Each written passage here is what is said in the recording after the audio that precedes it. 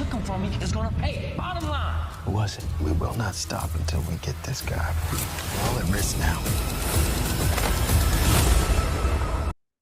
Welcome, Power fans. We are back to cover episode 407 entitled I Can't Fix This. After this episode, we only have 3 more episodes left before the end of book 2. Make sure you like and subscribe. I'll be covering every single Power episode for the remainder of the season. You can also go back and check some of the interviews I've done with Noma and also Obi. I'll include those in the description. But let's get right into it. This was a very interesting episode. Like the title implies, there are problems, certain problems that just can't be rectified no matter what you do. Some things you just have to live with and learn to accept. And that's what Diana learned this episode. Last recap I did, some people speculated that Diana might not lose her baby. I even got one funny comment that said Diana's baby would survive and grow up to be a little special, like Ronnie's character from book 3. But obviously that didn't happen. They let us know from jump that Diana's lost the baby. We saw her dealing with a lot of trauma and a lot of anger because I think she felt that everybody was almost talking around her about thinking what she needed and telling her that, you know, we're going to make this right for you. But there's no making right when you lose a child. When you have any type of loss of any family member, it's something that you have to learn to accept as one of the realities of life that we all go through at some point. But in this case, her anger came from the fact that this wasn't something that she did herself. This was really the result of the business that her family has been in for decades since she was a child. And all it's done is taken away from her. It's why her father isn't here. It's why Zeke isn't here. It's why she's been at odds with her brothers at different times and also her mother. Even had the plot to kill her mother one time at the beginning of this season.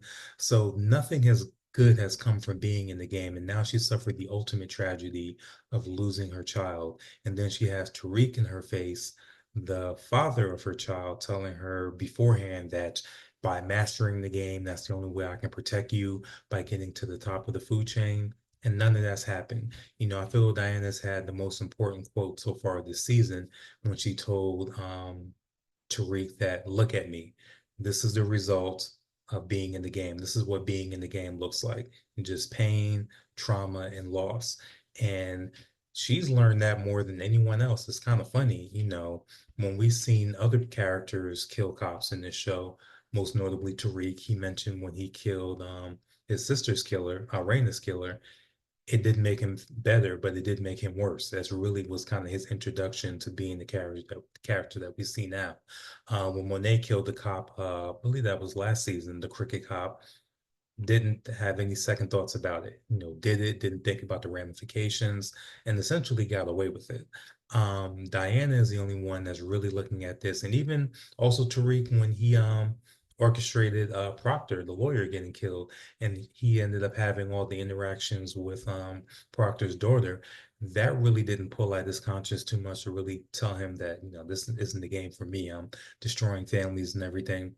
None of that happened. But with Diana, she's the one that didn't lose her humanity even after doing something like this. It made her feel more in touch with knowing that this is not the path for me. You know, I made a split second decision out of anger. This is not the road I want to go down any further. So I'm interested to see how she ends up getting out of the game. I really feel like now she's going to be one of the people that survives, hopefully. But it seems like that's the path that she's going now, is trying to get herself out of this madness any way that she can. But that whole situation leads to what we saw with Carter afterward, his little speech at the end, you know, basically telling them that I'm going to fix this, but you're going to help me take down Noma. You know, Noma's in his targets now as the one, now that the Russians are out of the picture, he's going to use the Tejadas to take down this big piece and kind of keep internal affairs away from sniffing around, particularly with this murder that happened with Felicia. The funny thing about that scene is that the way Drew was lingering behind him, I thought for a second that Drew was going to shoot him. I thought that, you know, Carter, he was going to be out of here. He was going to make kind of this grandiose speech about why he runs things and they're always going to be under his thumb. And then that's when the bullet was going to come. But we didn't see that. So now Carter is going to be able to use all of them to take down Noma, or so we think. We saw Tariq, the lingering death stare that he gave to Carter. So he's going to figure out some type of way to take Carter out. We also have lingering the whole situation with Effie and Kane. They now know that Carter's outfit is corrupt. So how are they going to use that information? I feel like, or I want them to try and tie Tate, Lorenz Tate's character back into it, because we saw him at the beginning. He seems satisfied that this was the killer. The dead body in the morgue was the one that killed his brother.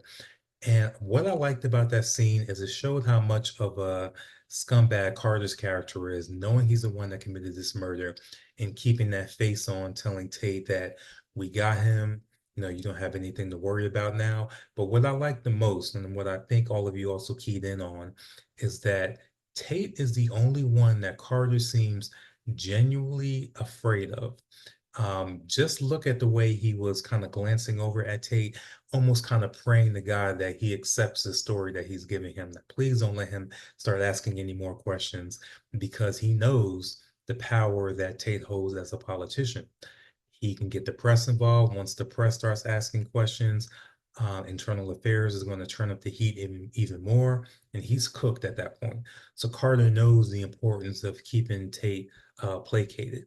The other thing is, I'm also wondering, can he use Tate as a force against, Noma?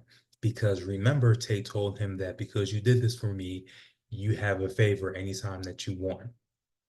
And you also remember that Tate said, I used to be a cop as well, so I know how things work. And we know Tate is also corrupt on his own, so he knows how to cut corners if need be. So Noma might be getting hit from two different fronts, particularly since Noma is wanting to try and get a political foothold, to try and get contracts and to bring her business from overseas completely over here to America.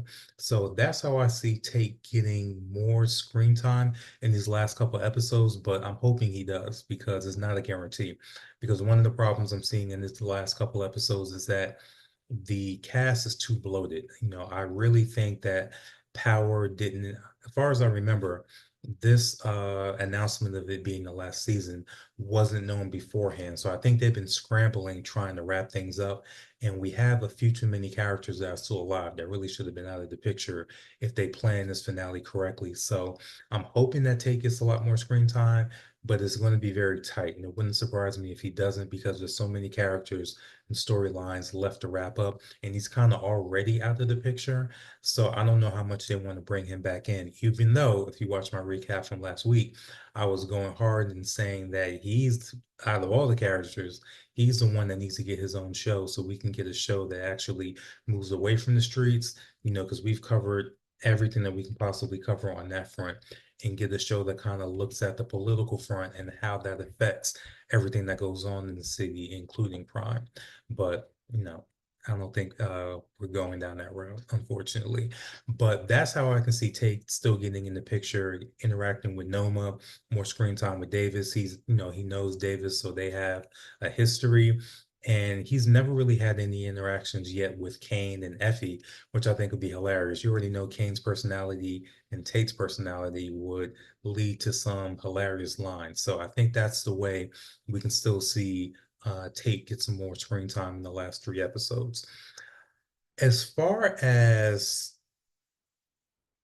how Carter is going to go out, because he's going to fall apart somehow in these last 3 episodes, I think everybody should keep their eye on the remaining person in this task force, which is only Niko.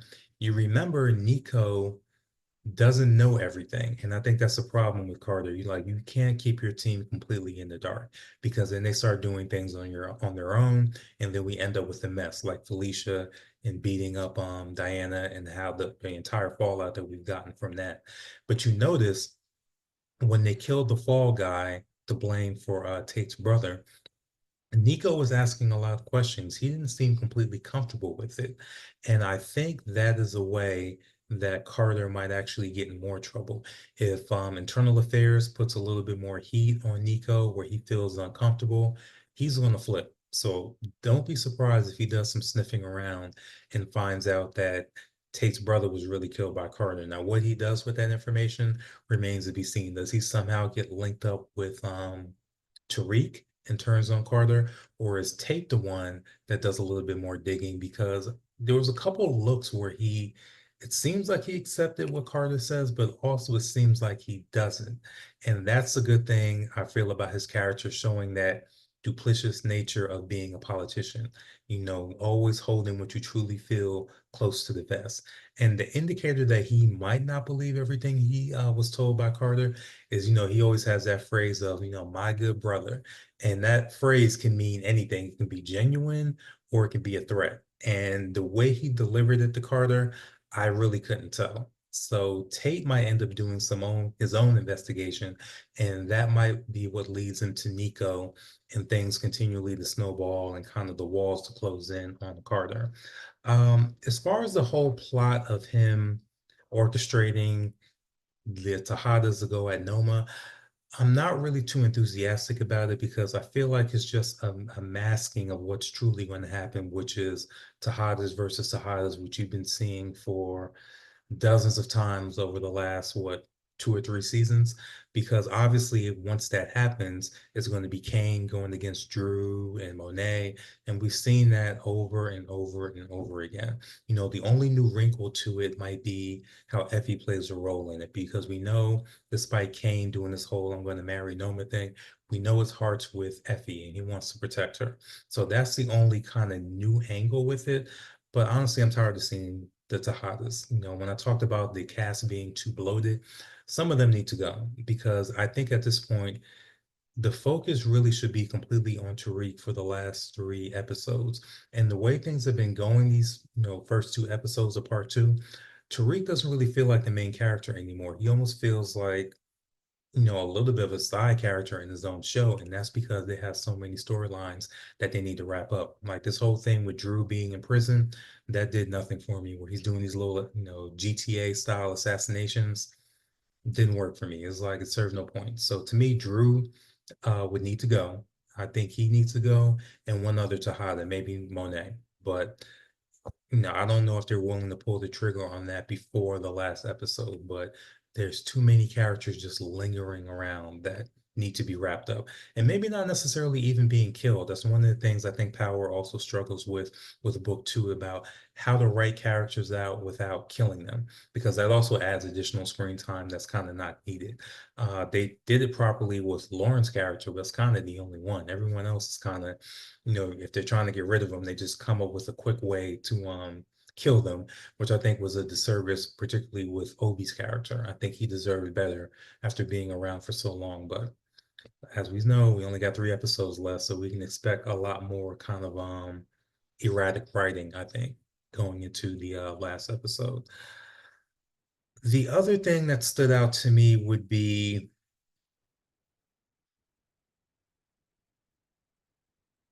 Tasha. Now, why I bring Tasha up is because, she had her talk with Tariq. Tariq went to her for advice about what I should do. And she told him that, you're talking more and more like your father every day. But she said something that may feel like a throwaway line, but I think is going to play a part in the last 3 episodes and could also lead potentially to Noma's demise. And that's when Tariq brought up to Tasha that, you're the one that shot her. Remember that. And Tasha was real flippant, like, she don't know I shot her. We good on that front. I don't feel like they would have put that in there just for no reason. I feel that some type of way, I don't know how, but some type of way, Monet is going to find out that Tasha was behind, and by extension, Tariq, that assassination attempt that happened in the car with the drive-by. And then I think that's going to put Monet really on Tasha. And then Tariq is going to have to make a decision about what to do. And he's going to protect his mother. So, but how is he going to take out Monet without having the wrath of the entire Tejada family, minus Diana, who I don't think would mind too much about her mother getting killed, but definitely Drew and Kane would mobilize against him. But I feel like that's going to be one of the subplots to bring Tasha back into the fold. Somehow, Monet is going to find out about that murder attempt and be completely enraged and after Tasha at that point. So keep an eye on that. I see that happening. That line really stood out to me. Her flippantly and confidently feeling like Monet will never find that out. I feel they put that in there for a reason. As far as the most ridiculous thing that happened this episode, without question, it has to be the whole undercover thing with Brayden and Effie and Kane breaking into the cop's house and downloading the computer information. That was just so ridiculous. That's another example of a kind of a Grand Theft Auto type mission, video game mission that they threw into the show. Completely ridiculous. I feel like Power gives you one ridiculous scene, at least one per episode, but that was really over the top. I was just like, what are we doing here? And that kind of sums up how I feel about Brayden this season. He's just kind of there. The stuff that he's doing is really just kind of to waste time. The whole subplot with the girlfriend and him turning into a junkie. It's just there, so another kind of example of a character that is kind of taking up space at this point. Someone who was integral to the storyline before and was literally kind of Tariq's right-hand man. It's kind of like, a burden at this point, not just in character, but also in storyline wise for the show. So Brayden kind of hasn't really been serving much of a purpose to me. These first two episodes of part two, we'll see if he improves for the last three episodes, but it's not looking good. So this episode, I don't think it was better than the last one. Last episode, I gave that a B minus. This one is maybe more so in the C plus range.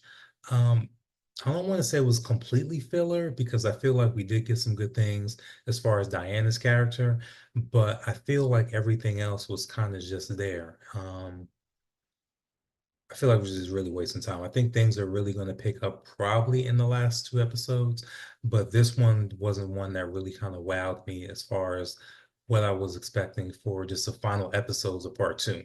So we'll see where things go. I'm hoping we get a little bit more Tate. It's not a guarantee, but I'm hoping because I feel like he doesn't completely buy what Carter told him to a degree, or he's going to get some information that makes him doubt it even more, potentially from Niko or maybe Davis or Tariq, and that's going to make things even worse for Carter as far as trying to manage everything that's going on now.